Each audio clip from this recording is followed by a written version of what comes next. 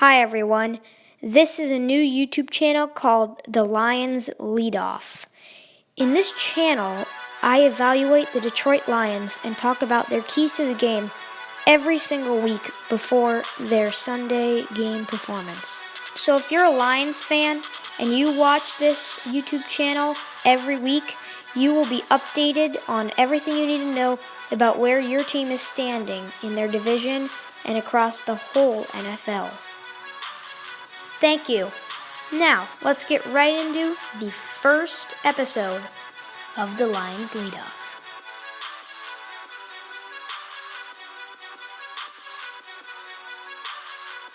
Hi everyone, this is The Lions Leadoff. You can call me Stash.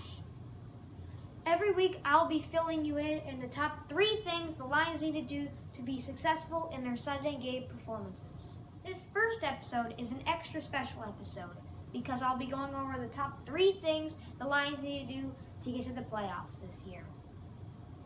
There won't be special episodes every week, but you can expect one before week 9, which is midway through the season, and if the Detroit Lions advance to the playoffs, right before the playoffs begin. Now, without further ado, let's get into the first episode of The Lions Lead. Number 1.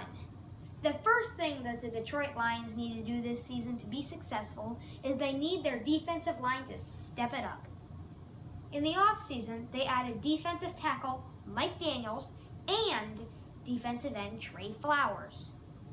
They really need their defense to be solid this year, and for the first time in years, get a ton of pressure on opposing quarterbacks. Now, let's look at the potential starting defensive line for the Lions this season.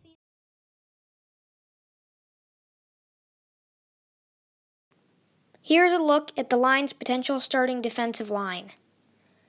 At the left end position, there's Trey Flowers, who I already mentioned a second ago. And at the first defensive tackle spot, there's Damon Snacks Harrison. Everyone already knows what a huge impact he makes for the whole defensive front. And the second defensive tackle will be A'Shawn Robinson. He's been solid throughout his career and could potentially turn into a star with this new defensive line. And last, at the second defensive lineman spot, is Romeo Okwara. Overall, the Lions' defensive front is looking way better this year, and they'll be able to get loads more pressure on opposing quarterbacks. This season, they'll be able to stop the run effectively, and they can get a ton of pressure and sack the quarterback way more times than they have been in the past. Now, the Lions will need to rank top 12 in sacks this season if they'd like to make the playoffs. And every single game, every play, they'll need to get some type of pressure on the quarterback to be a good pass rush defense. Number 2. This season, to get to the playoffs, the Lions need to take the pressure off Matthew Stafford and run the ball effectively. Matthew Stafford has had to pass the ball a lot in recent years. He has had to pass it 50 to 70 times every game, and as a result, his passer rating has gone down. And if the Lions would like to win in the playoffs, or get to the playoffs even, they need to be able to be less predictable, and defenses shouldn't know if they're going to pass it or run it every play. They need to have more in their playbook. Finally, the Lions are putting pieces together to develop a powerful running game. 4 of their 5 starting O-linemen will be the same from last year, which means the Lions are starting to build chemistry up front on offense. And with second-year running back Kerryon Johnson back and healthy, and newly acquired C.J. Anderson, the Lions have talent in the backfield. Don't forget, Zach Zenner will also be helping out. The Lions will have the best running game they've had in years this season. The Lions' running game better be good this year, or I don't think they'll be a playoff team.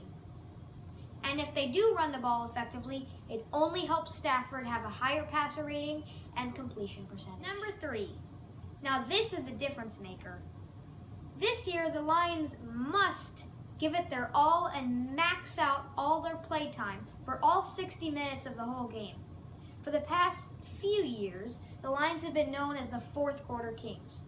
This is good in the sense that they're winning games, but they shouldn't have to just rely on their comeback skills and their 2-minute drill effectiveness just to win games.